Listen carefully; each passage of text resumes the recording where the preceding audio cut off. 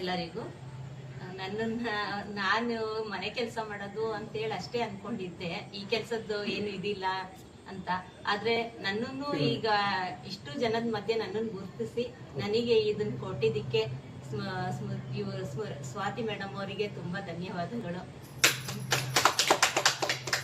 ನನಗೆ ಏನ್ ಹೇಳ್ಬೇಕು ಅಂತ ಗೊತ್ತಾಗ್ತಿಲ್ಲ, ತುಂಬಾ ಖುಷಿ ಆಗ್ತಾ ಇದೆ.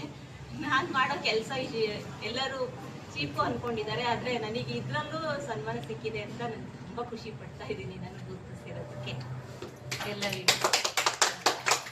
ನನ್ನ ಕಡೆಯಿಂದ ಒಂದು ಪ್ರಶ್ನೆ ಇದೆ ನಿಮಗೆ, ಈ ಪ್ರಶ್ನೆನ ರೆಕಾರ್ಡ್ ಮಾಡಿ. ನನ್ನ ಕಡೆಯಿಂದ ನಿಮಗೊಂದು ಪ್ರಶ್ನೆ ಇದೆ. ನೀವು ಉಳಿದಿರೋ ಮಹಿಳೆಯರು ಯಾವುದೇ ಕಡೆ ಇರಲಿ, ಅವರು ಮನೆ ಕೆಲಸ ಮಾಡ್ತಾ ಇರಲಿ, ಉದ್ಯೋಗಕ್ಕೆ ಹೋಗ್ತಿರ್ಲಿ, ಯಾರೇ ಇರಲಿ, ಆ ಮಹಿಳೆಯರಿಗೆ ನಿಮ್ಮ ಸಂದೇಶ ಮಹಿಳಾ ದಿನಾಚರಣೆ ಅಂಗವಾಗಿ ಏನು ಹೇಳಕ್ಕೆ ಇಷ್ಟಪಡ್ತೀರಾ? ಒಬ್ಬರು ನೀವು ವರ್ಕಿಂಗ್ ವುಮನ್, ಹೌದಾ? ನೀವು ಮನೆ ಕೆಲಸನೇ ಇರ್ಬೋದು, ಆದ್ರೂ ನೀವು ವರ್ಕಿಂಗ್ ವುಮನ್.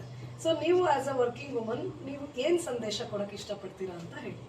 ಯಾವುದೇ ಕಷ್ಟ ಬಂದರೂ ಹೆದರಬಾರ್ದು.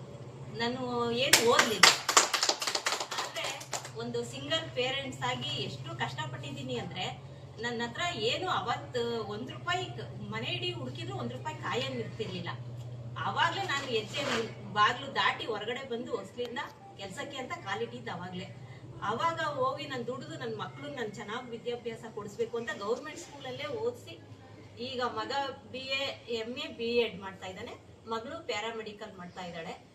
ಈಗ ಓದಿಸಿ ಇದು ಮಾಡಿದ್ದೀನಿ. ಹಂಗೆ ನನಗೆ ತುಂಬಾ ಜನ ಹೆಂಗಸರಿಗೆ ನಾನು ಕೆಲಸ ಕರ್ಕೊಂಡೋಗಿ ನಂಬಿಕಸ್ಥರನ್ನ ಇವ್ರ ಮನೇಲಿ ಮಾಡಿ ನಿಮಗೆ ಒಳ್ಳೇದಾಗುತ್ತೆ ಅಂತ ನಾನು ತುಂಬಾ ಜನಕ್ಕೆ ಹೆಲ್ಪ್ ಅಂದ್ರೆ ಅವರಿಗೆ ಹೇಳ್ಕೊಟ್ಟಿದ್ದೀನಿ, ಈ ತರ ಕೆಲಸ ಹಿಂಗ್ ಮಾಡ್ಬೇಕು ಅಂತ ಹೇಳ್ಬಿಟ್ಟು ತುಂಬಾ ಜನಕ್ಕೆ ಹೇಳ್ಕೊಟ್ಟು ಅವರು ನನ್ನಂಗೆ ಮೇಲ್ ಬರ್ಲಿ. ಅವತ್ತು ನಾನು ₹1 ಇಲ್ಲದೆ ಇದ್ದೆ, ಆದ್ರೆ ಇವತ್ತು ನನಗೆ ತುಂಬಾ ಜನ ಎಷ್ಟು ಹೆಲ್ಪ್ ಮಾಡಿದ್ದಾರೆ ಅಂದ್ರೆ, ನನ್ನ ಮಕ್ಕಳನ್ನ ಓದ್ಸಕ್ಕೆ, ನನಗೆ ಮುಂದೆ ತರಕ್ಕೆ, ನಿಯತ್ತಿಂದ ದುಡಿದ್ರು ನಾವು ಇದಾಗ್ಬೋದು ಅನ್ನೋದಕ್ಕೆ ಒಂದು ಇದಪ್ಪ. ಅದೇ ನನಗೆ ತುಂಬಾ ಖುಷಿ ಆಗಿದ್ದು. ಅಂದ್ರೆ ಕಷ್ಟಪಟ್ರೆ ಒಟ್ಟು ಮುಂದೆ ಒಳ್ಳೇದಿದೆ ಅಂತ ಕಷ್ಟದಿಂದ ಮುಂದೆ ಬಂದು ನನಗೆ ಗೊತ್ತಾಯಿತು. ಇವತ್ತೆಲ್ಲ ನಾಳೆ ಸಾಧಿಸ್ಬೋದು, ಇವತ್ತು ಕಷ್ಟ ಇದೆ, ನಾಳೆ ಅದು ಗುರಿ ಮುಟ್ತೀವಿ ಅಂತೇಳಿ ನನ್ನ ಮಕ್ಕಳನ್ನ ಈ ಮಟ್ಟಕ್ಕೆ ಓದಿಸಿ ತಂದಿದ್ದೀನಿ.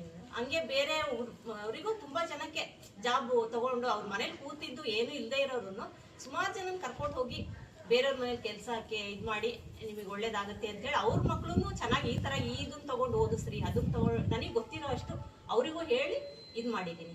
ನೀವು ಧೈರ್ಯ ಕೊಟ್ಟು ಅವ್ರನ್ನು ಕೆಲಸ ಮಾಡೋಕೆ ಎಲ್ರಿಗೂ ಸ್ಫೂರ್ತಿಯಾಗಿರಿ, ಧೈರ್ಯ ಕೊಡಿ. ನಿಮ್ಮನ್ನ ನೋಡಿ 4 ಜನ ಕಲೀಲಿ, ಅವರು ಧೈರ್ಯ ತಂದ್ಕೊಂಡು ಜೀವನ ಮಾಡ್ಲಿ ಅಂತ ಹಾರೈಸ್ತೀವಿ.